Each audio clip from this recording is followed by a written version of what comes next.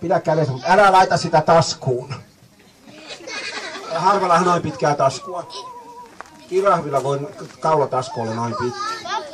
Niin, nimittäin seuraavana otetaan nämä valtion viralliset tarkistusvälineet. Tarvitaan tällainen 2 isoisaa sukkapuikkoa ja tällainen turvaputki. Hei, vaihdetaanpas. Ota ne sukkapuikot käteen oikein ja katso, että niissä ei ole peiliä, välipohjaa eikä salaluukkuja. Hyvä, ja pidä sillä kädessä. Niin. Ja nyt laitetaan tämä turvaputki pallon ympärille. Nimittäin nuo työsuojeluviranomaiset vaativat nykyään, että taikurin täytyy käyttää tällaista turvaputkea, kun tämä on vähän vaarallinen temppu. Hyvä. Ja nyt se alkaa. Annappa sieltä ensimmäinen.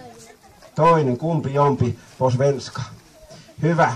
Sitten yritetään työntää tuosta läpi. Eikä tarvi pelätä.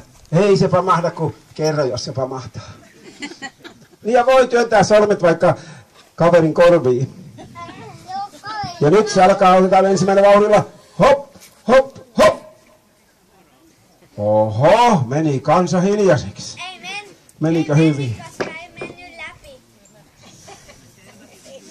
No joo, tää on helppo versio, kun se laittaa takakautta.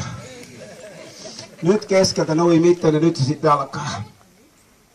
Oho, nyt isoisa sukkapuikkoa. Taipu.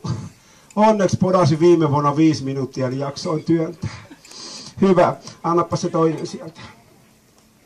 Noin, ja oho, laittaa toi teräpuolelle. Nyt saat olla ihan itse fakiri, työnnä se sitä läpi. Työnnä, kato, lujaa, oikein lujaa, se on vahva, lujaa. Häh? Kuinka sä sen teit? Häh? Joo.